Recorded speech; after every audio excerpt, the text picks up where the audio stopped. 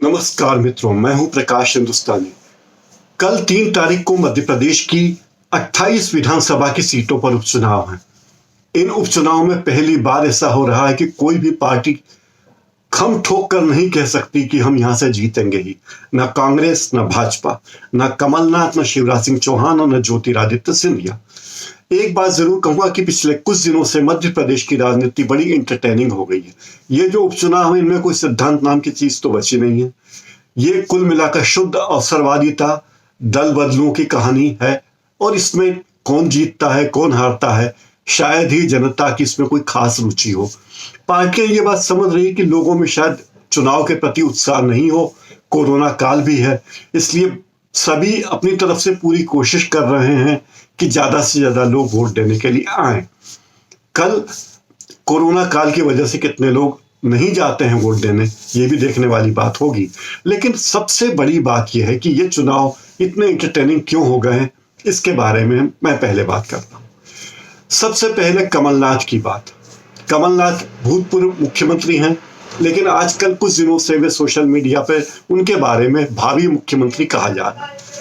वे यह बात भी कहना चाहते हैं कि चुनाव के बाद वे वापस मुख्यमंत्री बनेंगे, जिसकी संभावना मैं पहले एक वीडियो में बता चुका हूं कि बहुत क्षीण है। बहुत क्षीण इसलिए है कि पिछले चुनाव में जो लोग चुनाव जीत कर आए थे, उनमें से 27 लोग भारतीय जनता पार्टी में जा चुके हैं। अब वे कांग्रेस में नहीं हैं। और कुल मिलाकर यह कि उम्मीदवार वही हैं जो पिछले चुनाव में थे। 27 उम्मीदवार वही हैं और इनमें 25 वे हैं जो दल बदल करके कांग्रेस छोड़ करके भारतीय जनता पार्टी में आए थे और अब वे भारतीय जनता पार्टी के उम्मीदवार हैं। इनमें ये सभी के सभी 22 तो एक साथ ज्योतिरादित्य सिंधिया के साथ आ गए थे, बाद में 3 और आ गए और एक विधायक ने और हाल ही में इस्तीफा दे दिया। इस तरह कुल 29 सीटें मध्य प्रदेश में खाली हो गई हैं, जिनमें से 28 पर चुनाव हो रहे हैं। तो खास बात है कि जो लोग कांग्रेस छोड़कर आए हैं, इन 28 विधानसभा सीटों में से 27 सीटें वे हैं जहां पहले कांग्रेस के विधायक थे। अगर ये सब 28 में से 27 सीटें भी कांग्रेस जीत जाती है, तब भी कांग्रेस का बहुमत तो आता नहीं है। ये कहा जा रहा है कि भारतीय जनता पार्टी ने प्लान बी शामिल कर दिया है। तो प्लान बी ये है कि और कुछ विधायकों की खरीद फरोख्त होगी। और यह भी कहा जा रहा है कि कांग्रेस ने भी अपना प्लान बी चालू कर दिया है। कांग्रेस भी इस फिराक में है कि भारतीय जनता पार्टी के कौन कौन से उम्मीदवार टूट कर कांग्रेस में आ सकते हैं, कौन कौन से विधायक कांग्रेस में टूट कर आ सकते हैं। जो लोग इन चुनाव में जीतेंगे उनका पार्टी बदलना तो अब संभव होगा नहीं, क्योंकि फिर पार्टी बदलने का मतलब है अपने विधायक पद से भी इस्तीफा देना। अव्वल तो ये कि विधायकों में से, जो पूर्व विधायकों में से कितने वापस विधायक बन पाते हैं, सबसे बड़ी जद्दोजहद तो उनके लिए यही है। मध्य प्रदेश के एक जुझारू नेता, कांग्रेस के जुझारू नेता रहे हैं ज्योतिरादित्य सिंधिया, आजकल भारतीय जनता पार्टी में है। मध्य प्रदेश की सरकार बदलने में उनकी प्रमुख भूमिका रही है और आजकल कुछ दिनों से उनके सुर एकदम बदले हुए हैं।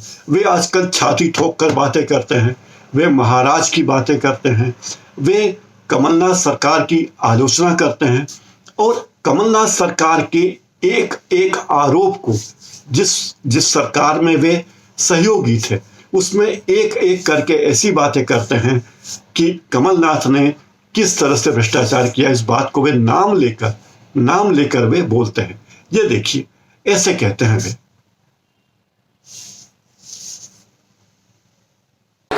मैं कमलनाथ और दिग्विजय सिंह जी की तरह नहीं हूं जो विदेशी पंछी की तरह वोट के समय में बैराड़ आता है परदेसी पंछी बसेरा करने के लिए। 15 महीने कमलनाथ जी ने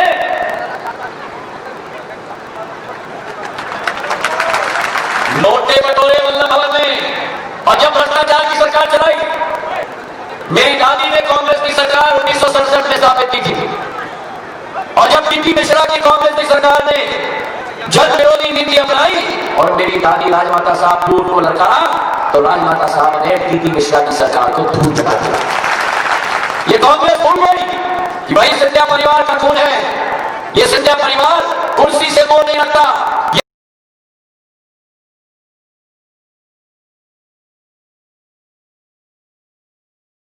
ज्योतिरादित्य सिंधिया का सबसे गंभीर बयान ये रहा जिसमें उन्होंने अपने बारे में एक वफादार से अपनी तुलना की और बड़े ही जोश में उन्होंने ये बात कही। खास बात यह कि कमलनाथ ने उनका नाम कभी नहीं लिया था। कमलनाथ ने बगैर नाम लिए अपने भाषण में कहा था कि कुछ लोगों ने अपनी वफादारी अलग जगह साबित की, लेकिन कितने खफा हुए, कितने गुस्सा हुए ज्योतिरादित्य सिंधिया, ये देखिए।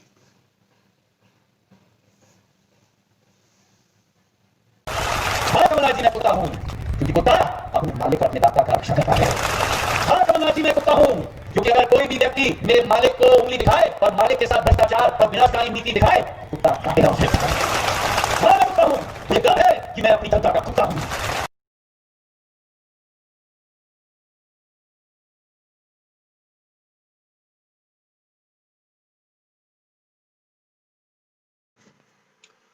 ज्योतिरादित्य सिंधिया के एक और बानगी देखिए।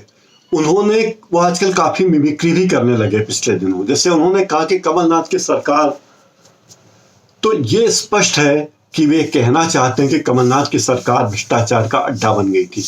ये कहना चाहते हैं ज्योतिरादित्य सिंधिया। और इसी के साथ उनके हमले कितने तेज हुए, ये बात देखी जा सकती है। कमलनाथ क्या है? भूतपूर्व मुख्यमंत्री, लेकिन आजकल कुछ दिनों से उनके बारे में सोशल मीडिया की पोस्ट में भावी मुख्यमंत्री कहा जा रहा है। उन्हें भावी मुख्यमंत्री लिखा जा रहा है। इस तरह दावा किया जा रहा है कि कमलनाथ वापस मुख्यमंत्री बनेंगे, जबकि उनका मुख्यमंत्री बनना आसान नहीं है, क्योंकि जितने लोग पद छोड़कर गए हैं, इन 28 में से 27 लोग तो पहले कांग्रेस के विधायक थे ही। अगर वे सब वापस चुनाव जीत जाते हैं, उनके सब कांग्रेसी इन 27 सीटों पर भी चुनाव जीत जाती है, तब भी कांग्रेस की सरकार बनना आसान बात नहीं है। लेकिन ये कमलनाथ का जोश है कि इन उपचुनावों ने और ज्योतिरादित्य सिंधिया के व्यवहार ने कमलनाथ को काफी बदल दिया है। और कमलनाथ ने एक डायलॉग बोला, स्कूल बिना शिक्षक के, अस्पताल बिना डॉक्टर के, डॉक्टर बिना दवाई के, खंबा बिना तार के, तार बिना बिजली के, किसान बिना दाम के, नौजवान बिना काम के। इसीलिए हमने फैसला किया कि शिवराज जी आप किस काम के। बड़ा दिलचस्प भाषण है। इतनी लंबी लंबी लाइनें कमलनाथ अपने भाषणों में पहले कभी नहीं कहते थे। स्कूल बिना शिक्षक के, अस्पताल बिना डॉक्टर के, डॉक्टर बिना दवाई के, खंबा बिना तार के और तार बिना बिजली के, किसान बिना दाम के, नौजवान बिना काम के। इसीलिए तो फैसला किया कि शिवराज जी आप किस काम के।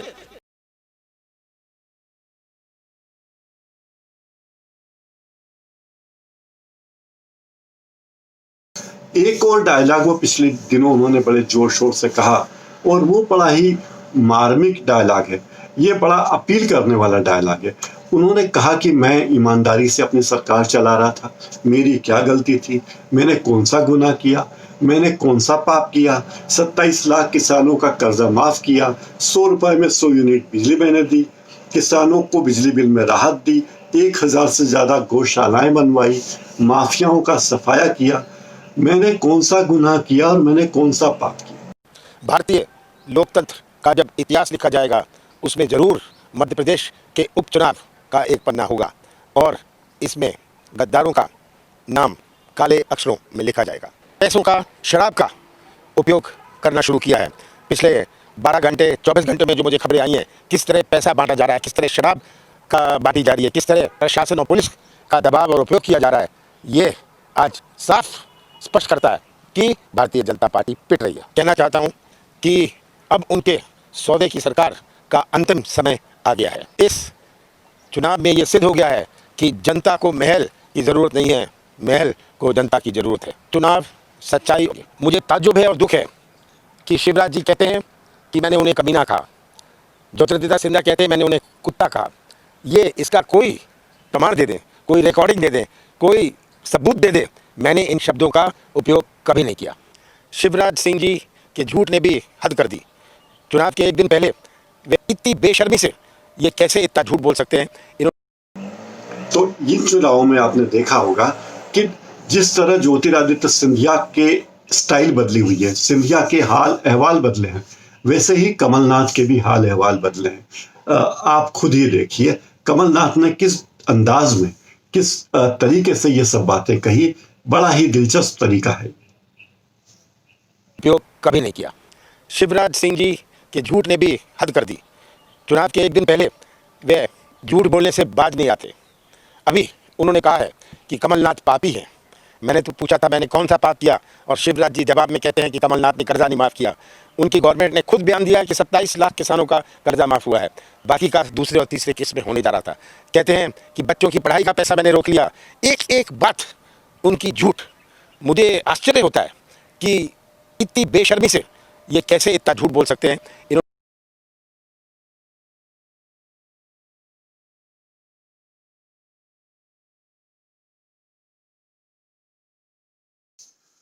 ज्योतिरादित्य सिंधिया में तो अर्नब गोस्वामी की आत्मा आ गई और कमलनाथ भावी मुख्यमंत्री कहे जाने लगे। इसके अलावा कमलनाथ लंबे लंबे डायलॉग बोलने लगे। लेकिन शिवराज सिंह चौहान का अंदाज वही है, वो उसी अंदाज में बातें करते हैं, उसी तरह लंबी लंबी बातें फेंकते हैं और कह सकते हैं कि उनमें मामा, बेटी, बहन, बहू बेटियां।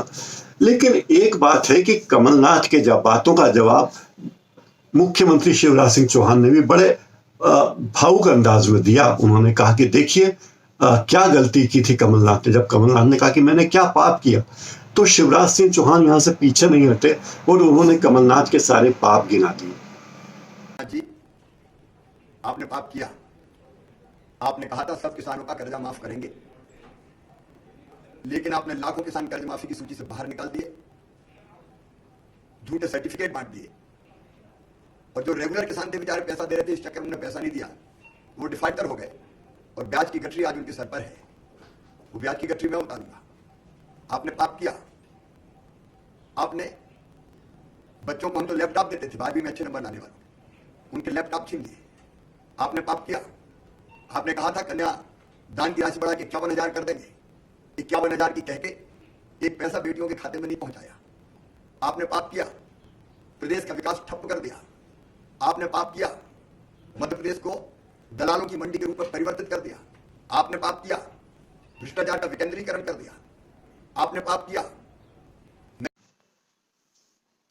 इन उपचुनावों में भारतीय जनता पार्टी सबसे ज्यादा संकट में इसलिए क्योंकि उसे भीतरी घात का खतरा लग रहा है।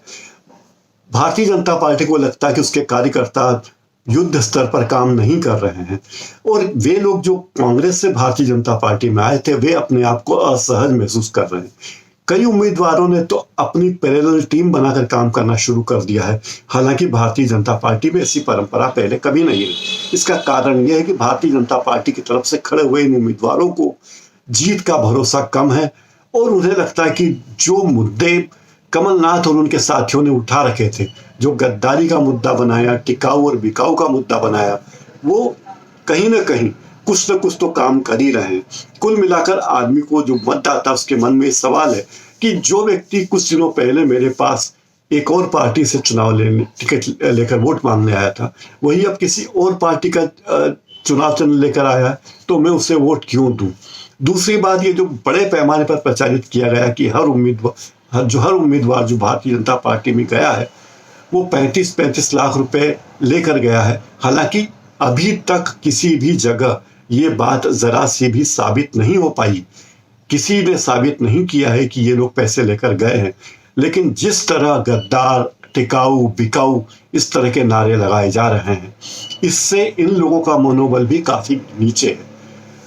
ज्योतिरादित्य सिंधिया की शिकायत यह है, उनके मन में पीड़ा यह है कि उन्हें भारतीय जनता पार्टी ने 10वें नंबर का स्टार प्रचारक बनाया और आखिरी मोड़ पर ही नरोत्तम मिश्रा, वी.डी. शर्मा, नरेंद्र सिंह तोमर, कमल पटेल आदि ये सब लोग आखिरी दौर में ही उनकी मदद के लिए आए। शुरू में जब वे अकेले अपने क्षेत्र के अपने उम्मीदवारों को जिताने के लिए संघर्ष कर रहे थे, तब उनकी तरफ ध्यान नहीं दिया गया। जिस तरह चुनाव के होर्डिंग बन रहे हैं, बैनर बने हैं, होर्डिंग, बैनर, वैन, उन सब में ज्योतिरादित्य सिंधिया को बहुत तवज्जो नहीं दी गई। पार्टी थी और पार्टी के अलावा उम्मीदवार के अलावा नहीं था। हार कर ज्योतिरादित्य सिंधिया ने कई जगह यह कहा कि यह चुनाव महाराज का है, आप महाराज को वोट दीजिए, इमरती देवी को दिया गया वोट महाराज को जाएगा। इस तरह के डायलॉग बोलने का मतलब यह है कि उन्हें ये लगा कि भारतीय जनता पार्टी उनकी तरफ से, उनके सहयोगियों की तरफ से, उनके फॉलोअर्स की तरफ से पूरा काम नहीं कर रही है। तो इसलिए उन्हें लगा कि मुझे अपने नाम पर वोट लेना होगा, क्योंकि उन्हें लगा कि अगर भारतीय जनता पार्टी के नाम पर मैं वोट मांगूंगा तो भारतीय जनता पार्टी के लोग शायद सपोर्ट नहीं करेंगे। एक बात तय है कि इन तमाम लोगों के कांग्रेस से भारतीय जनता पार्टी में जाने के कारण भारतीय जनता पार्टी के कई दिग्गज नेताओं की राजनीति खटाई में पड़ गई है।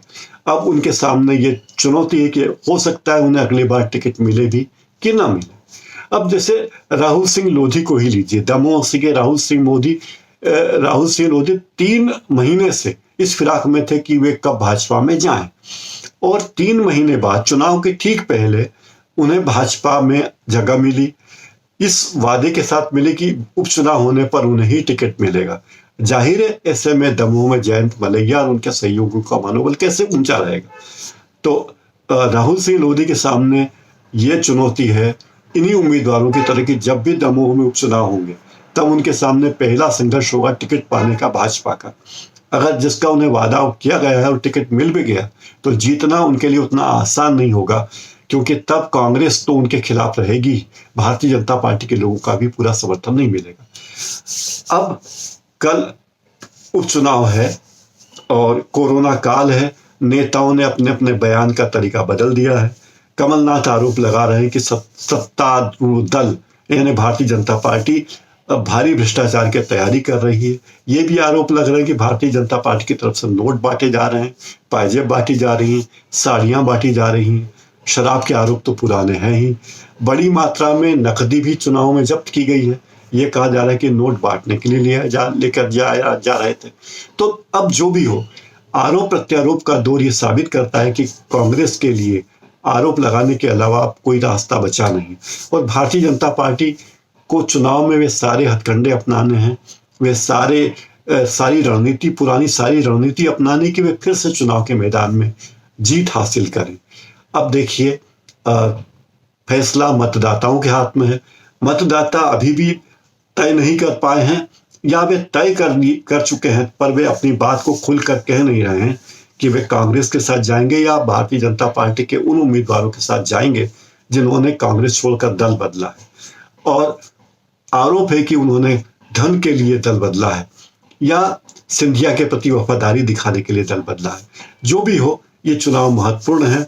कल मतदान है और जैसे जैसे मतदान का समय नजदीक आ रहा है, आज पूरी रात कत्ल की रात है और तमाम उम्मीदवारों के लिए बड़ी चुनौतीपूर्ण रात है। कल 3 तारीख को मतदान होगा और मतदान के बारे में मैं आपको बीच बीच में जानकारियां देता रहूंगा। तब तक के लिए नमस्कार।